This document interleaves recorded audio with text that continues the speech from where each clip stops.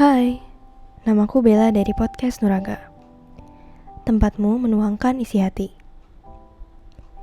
Di podcast ini, kamu bebas bercerita apa aja dan menuangkan isi hati kamu. Di sini, aku akan menjadi tempat curhat kamu, sekaligus perwakilan dari perasaan kamu. Untuk bercerita, kamu bisa kirim ke email atau ke Instagram nuraga.kita. Oh iya, sebelum mulai ke podcastnya, jangan lupa buat subscribe dulu ya, untuk terus mendukung aku membuat konten yang lebih berkualitas lagi.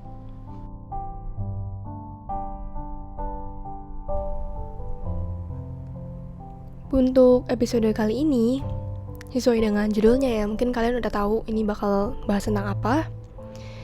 Aku mau membahas lebih lanjut lagi soal ambivert. Nah, kalau di part pertama itu aku bahasnya tentang pengalaman pribadi, terus yang benar-benar aku rasain tuh apa sih sebagai seorang ambivert gitu ya. Di part yang kedua ini aku mau lebih memusatkan kepada cara ambivert menghadapi kehidupan sehari-harinya. Nah, sebenarnya aku gak expect topik ambivert ini bakal banyak yang suka ya, karena aku kira kayaknya gak ada yang peduli sama pengalaman-pengalaman pribadi aku gitu.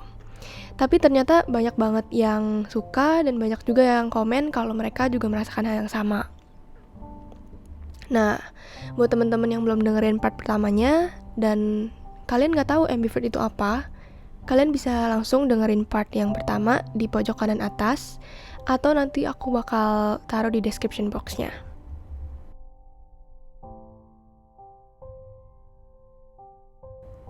Dari komen di part pertama ya, sebenarnya banyak banget yang merasa, oh iya nih gue juga merasa aneh sendiri dan merasa kenapa ya nggak tahu aku tuh extrovert atau introvert gitu ya. Tapi buat kalian para ambivert di luar sana, jangan merasa galau atau merasa aneh dulu. Soalnya sebenarnya ambivert itu adalah tipe kepribadian yang paling banyak di dunia. Sebelumnya aku juga merasa gak pernah ketemu sama sesama ambivert gitu ya. Walaupun aku tahu kalau ambivert itu udah banyak. Tapi abis itu aku juga udah mulai lihat kalau ternyata ambivert itu ada di mana-mana. Bahkan teman dekat aku sendiri juga ternyata seorang ambivert, guys. Jadi kalau kalian suka merasa aneh dan merasa beda sendiri, itu mungkin karena kalian belum sadar sama betapa banyak introvert yang udah bercampur dan beradaptasi sama lingkungannya.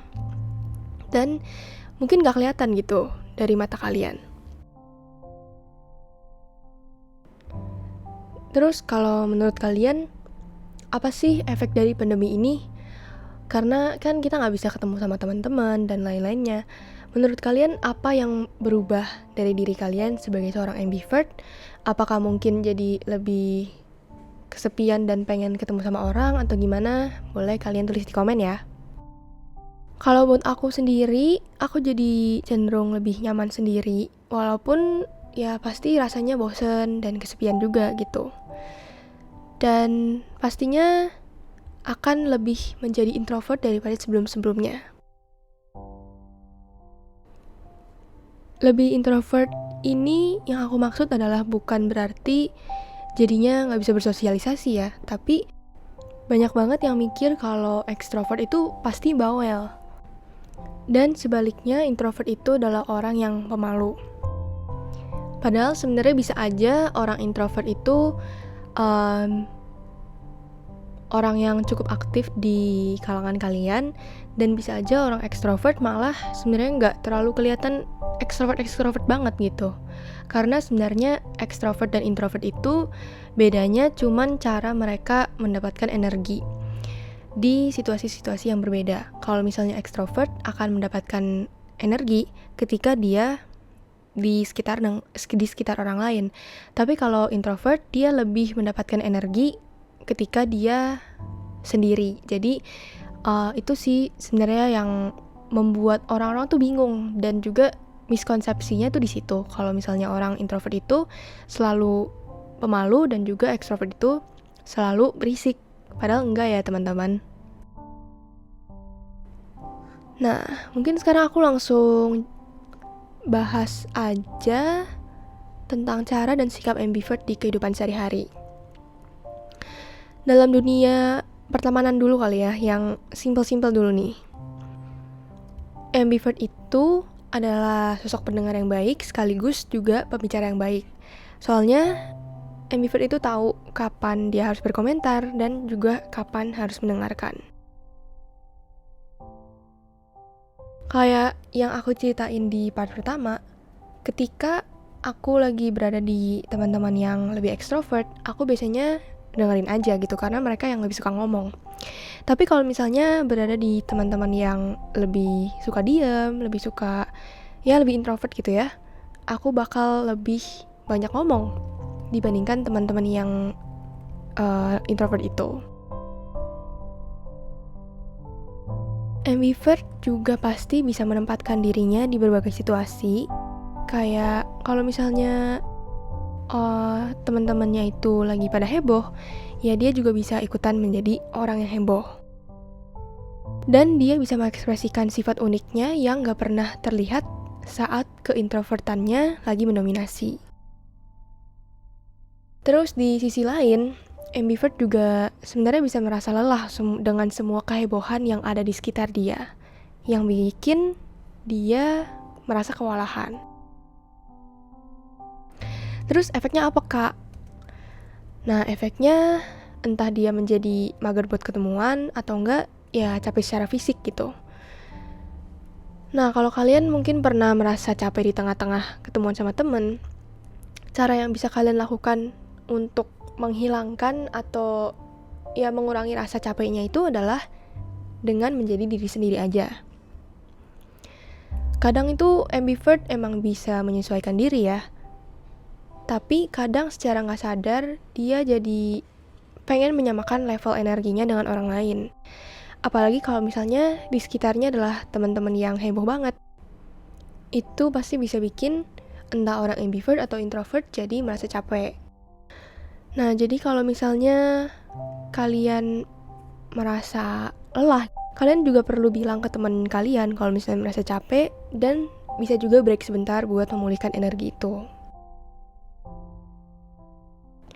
Atau cara yang lainnya adalah kalian cukup mendengarkan aja, karena mendengarkan sendiri juga sebenarnya kekuatan yang gak semua orang punya loh guys. Kalau buat aku sendiri, aku lebih nyaman ngobrol sama kelompok yang kecil sih.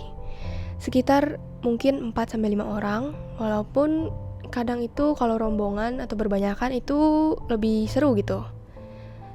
Tapi berada di kelompok yang luas lebih cepat bikin aku capek. Dan menurut aku jadi susah buat punya kualitas ngobrol yang baik. Nah, kalau tadi itu yang di bagian pertemanan. Kalau misalnya di dunia percintaan nih ya, ambivert adalah sosok yang fleksibel.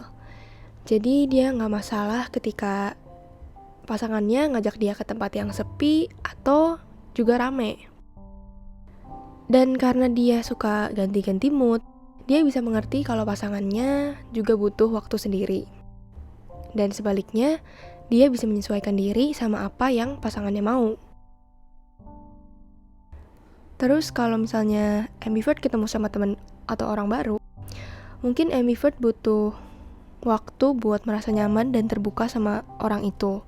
Cuman ini sebenarnya balik lagi soal persentasenya ya. Kalau misalnya dia lebih condong ke introvert, ya mungkin ini akan relate. Cuman kalau misalnya dia lebih condong ke extrovert, pasti juga akan berbeda apa yang dia rasakan. Kalau kamu punya pasangan yang seorang ambivert, kamu juga harus mengerti kalau ambivert itu biasanya lebih suka di kelompok-kelompok yang gak terlalu luas. Karena dia itu berbeda ya dengan extrovert, yang gak masalah dengan kelompok-kelompok sosial yang cukup besar gitu.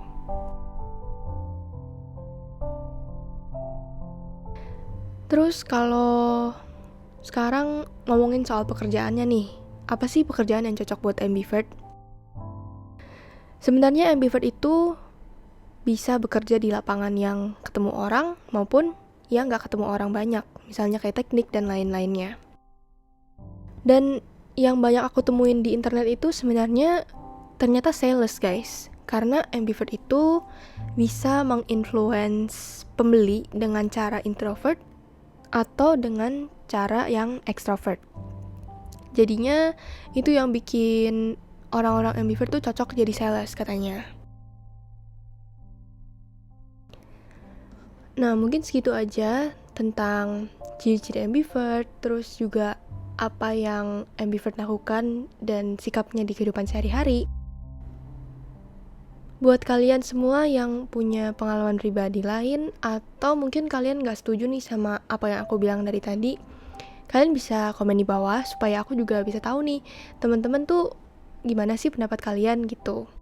Dan kalau misalnya kalian mau aku untuk membahas topik-topik lain yang berkaitan dengan kepribadian atau mungkin topik-topik yang khusus ingin aku bawain, kalian juga bisa komen di bawah ya.